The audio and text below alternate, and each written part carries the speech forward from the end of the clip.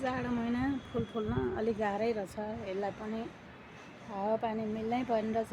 गरम महिना भए यो फुल हप्ता दिनमा त कत्रा कत्रा फुल्थे गुलाबको फुल।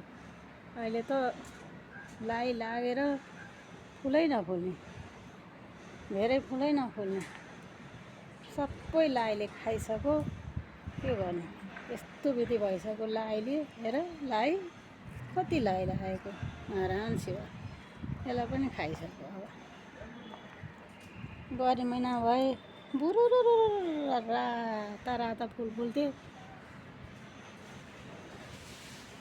अहिले यो जाडो महिनामा चिसोको कारणले गर्दाखेरि फुलै राम्रो फुलेको छैन। फुल फुल्नै समस्या छ।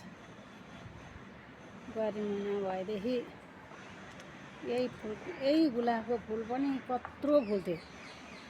अब अहिले जाडोमा यो फक्रिन सकेको छैन।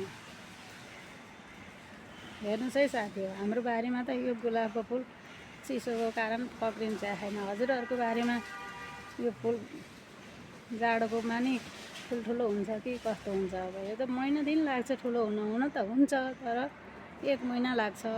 यस्तै कोपिला छन्, यस्तो भएको छ नि सबै। गरम महिना भएदेखि 7-8 दिनको दिन यत्रा फुल्छन्। यत्रा भएर एक ठुङ्गो टिप्दाखेरि टन्नै हुन्छ। जति भगवान्लाई चढाए पनि हुन्छ, तर जाडो महिनामा चाहिँ फुल जोगाउन धेरै गाह्रो छ। लाई लागेर यी सबै नारायण कोपिलालाई सबै घेरिसक्यो। लाई लागेर केही छैन। यसलाई पनि कति गाह्रो छ। हेर, सबै बोटैभरिको कोपिलालाई लाइले खाइसक्यो।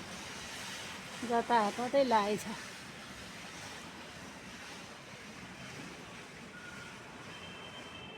धेरै छ लाई पनि। कोपिला टन्नै लागिन्छ, तर लाई कोपिलैदेखि लाई लागेको छ। यस्ता कोपिला छन्, यही पनि लाई नै लाई छ।